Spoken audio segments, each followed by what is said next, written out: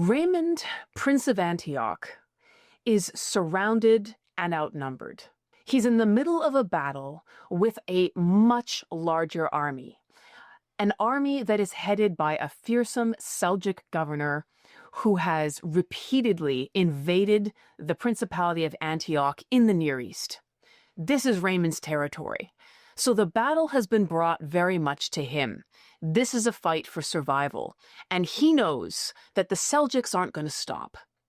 So Raymond leads a much smaller force against this army in a battle that he must have known from the outset he was unlikely to win. And as his men clash and are surrounded and are being cut down around him, there's a moment in the battle where there's an opening, where Raymond could actually escape. He could flee, he could save his skin, and one of his allies recommends he do exactly that. Leave now. You got this opportunity, just run. Many of us like to think that only a coward would do such a thing, but it's a very different calculation to make when you're watching men that you know well get cut to pieces around you, and you're hearing the screams and the groans, and you're looking at bodies that were once full of life fall into pieces around you. Raymond refuses to run. Raymond decides to stay. And this is a decision that he makes because he led these men into this battle. And he's not going to abandon them to their fate just so he can save his own hide. And so despite the fact that at this point, defeat is inevitable, and therefore, for Raymond, probably so is death, he chooses to stay. And he does die. So do basically all of his men. His head is cut off, put into a box, and sent to the Seljuk Sultan as a token of the glorious victory of that Seljuk governor over the Prince of Antioch. By any measure, Raymond's death is heroic. It's full of courage, it's full of solidarity, it's the pinnacle of knightly valor. And it's a story that captivated my attention. I immediately wanted to know more about this man. And his is a very colorful life. But what's most interesting about it is that there's also a dark side to how Raymond became the Prince of Antioch. So today's story is a story of in-betweens. It's a story of the Crusader states and the politics of the noble families who ran them, their rivalries with each other, their fighting, their alliances. And because much of history follows just the Crusades itself, and the figures who lead these armies into the Near East and out of them, the story of what happens in the Crusader states in the meantime is much less well known. To tell Raymond's story, we have to go back quite a ways, long before the Battle of Inab, long before the Second Crusade and the scandal of Eleanor of Aquitaine, long before Raymond even comes to Antioch. We have to go back to why there was an Antioch in the first place. The Crusader state of Antioch was located about 600 kilometers north of Jerusalem, and it included some of the most fertile agricultural land in the region. It also had a very diverse population, people who spoke Armenian, Arabic, Aramaic, and Greek. There were Armenian Christians, Greek Christians, Arab Muslims, and, much more recently, Latin Christians from Western Europe. There were even Arab Christians as well as a Jewish minority. Now, the Crusader state of Antioch was founded during the First Crusade by none other than Bohemond the Norman.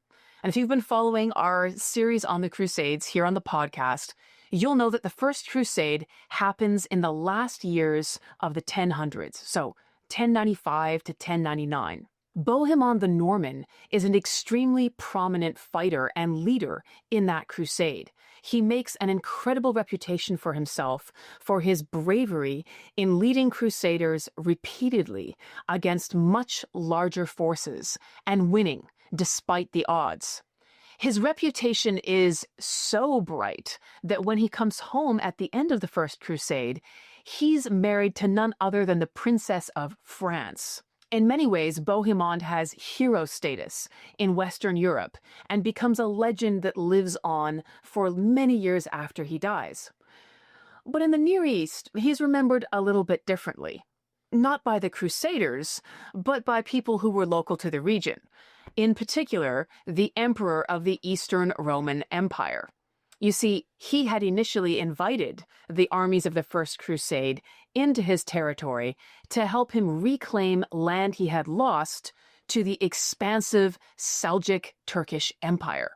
So these Seljuk Muslim Turks were swallowing land at an astonishing rate. And the Eastern Roman Empire itself was tottering. The emperor was unable to defend his borders. He was losing territory continuously. And so in desperation, he calls for help from the West. And Bohemond, like many others, answers that call. But the emperor is very worried about these guys. He's worried that they might pursue their own agendas and their own ambitions while they're in the Near East. And so he makes them all promise that any of his land that they retake from the Seljuks will be returned to the emperor. Like the other leaders of the crusade, Bohemond makes this solemn promise and then promptly goes on to ignore it. In fact, he's the first crusade leader to break ranks on this and decide to carve out his own territory in the Near East. And that is Antioch. It begins with him taking possession of the city of Antioch itself, after the Crusaders have successfully laid siege to it and recaptured it. And then it goes on to an expansive campaign where Bohemond builds up the Crusader state of Antioch, which is a region that is far larger than just the city itself and contains many cities and towns in the environs. So the principality of Antioch, or the Crusader state of Antioch, is its own little kingdom, and it was founded by Bohemond, one of the first Crusaders. Now, Bohemond's treachery eventually catches up to him. He's so ambitious that he's continually trying to seize even more land, which belonged to the emperor, and eventually he gets his comeuppance when he loses in battle to the emperor's armies, and he's forced in a very humiliating treaty to say that he's only allowed to stay in Antioch as an imperial agent or by the emperor's good graces and permission, and that as soon as he dies, the kingdom of Antioch will revert to the emperor's direct control. So Bohemond is compelled to make this promise, and he does. But it's a promise that is then completely ignored by his successors. So the Crusader state of Antioch continues as its own little kingdom despite this particular agreement. Like other Crusader states, Bohemond's successors marry local Armenian princesses, they make alliances with other Crusader states, and they also fight against each other from time to time, especially when they quarrel about newly acquired territory. And they have these ongoing rivalries. Sometimes, astonishingly, we even have examples of these Crusader state leaders hiring Turkish mercenary forces to help them fight against the leaders of other Crusader states. So it would be inaccurate to have a picture of these four Crusader states that are formed after the First Crusade, Jerusalem, Edessa, Tripoli, and Antioch, as clinging together in fierce alliances, consistently beleaguered by hostile outsiders. They were very much in the business of rivalry with each other, as much as they had to then form alliances for mutual support against their hostile neighbors. Now, Bohemond had a son, Bohemond II, who eventually becomes old enough to inherit his father's kingdom of Antioch, despite the promises made to the emperor of the East, and he takes over as the ruler of this little kingdom at the age of 18. When he does, he's promptly married to a woman named Alice. She is the daughter of the king of Jerusalem, another Crusader state. In fact, Jerusalem has this position of sort of being above the other three states. The king of Jerusalem is recognized as sort of the feudal overlord of the other Crusader state nobles. So it's a transportation of feudal hierarchies from Western Europe here into the Near East, which is going to define the relationship of the king of Jerusalem and his rank relative to the Crusader leaders of the other states. So when Bohemond II, as a very young man, a teenager, inherits Antioch, he's given the daughter of the King of Jerusalem, Princess Alice, to marry. So there are a couple of teenagers. I mean, she's in her late teens, he's 18. It's very much a marriage that's been decided would be politically advantageous and an important alliance between Antioch and Jerusalem. Now, Alice is an interesting character in her own right. Her father, the King of Jerusalem, was someone who initially came into the Near East on the First Crusade, just like the father of Bohemond II. So she's next generation, descended from Crusaders. But her mother is an Armenian Christian. So her mother is a local. And in this way, Alice herself is the product of this cultural fusion. She's the product of a marriage that has a Western European knight married to a local Armenian Christian woman. And these kinds of alliances were very common at this time, and Alice herself is a piece of both worlds. Her husband, on the other hand, is quite a different character.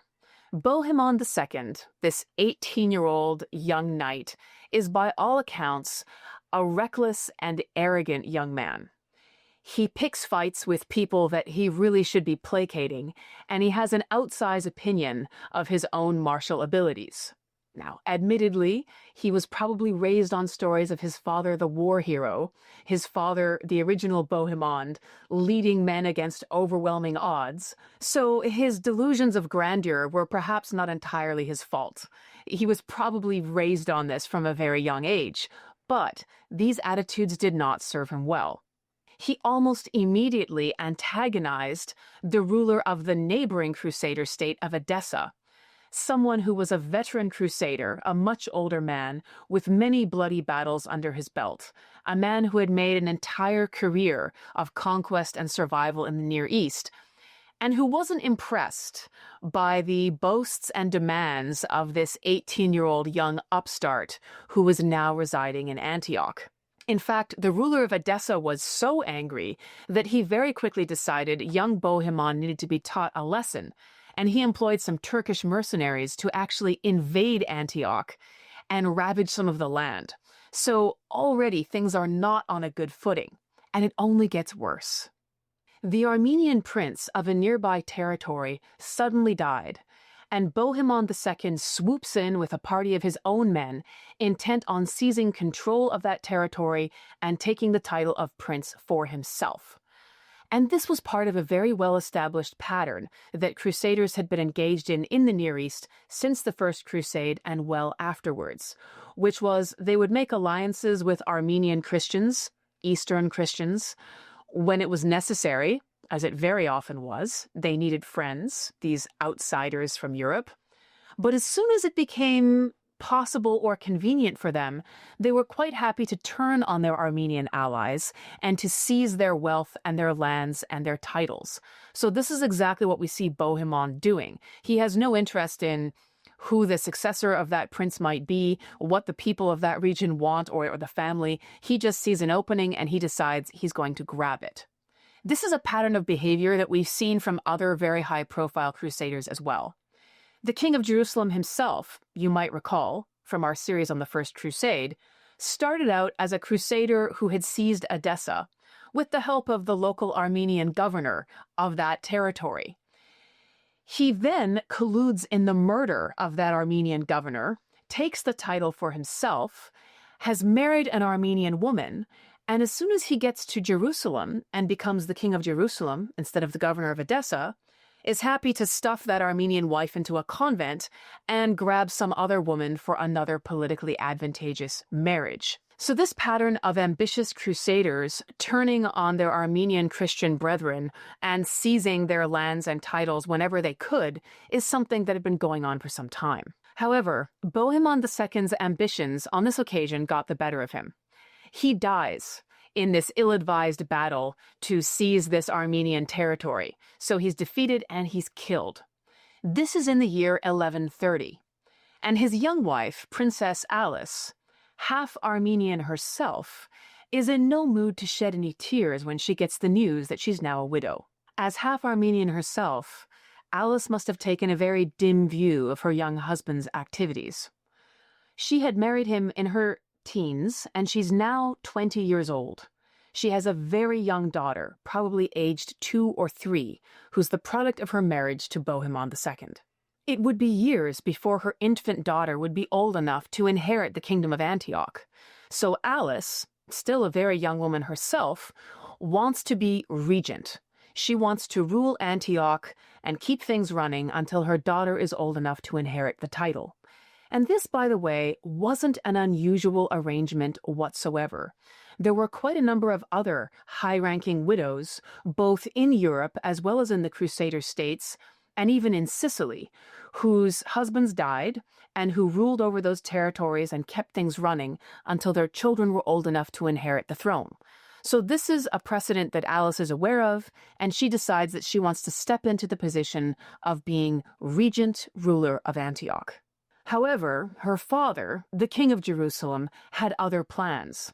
In fact, he was already en route to Antioch, and he wanted to appoint a man to be regent for the kingdom. So a man who's going to rule not only Antioch, but Alice as well, and be in charge of things until her tiny daughter reaches the age of majority.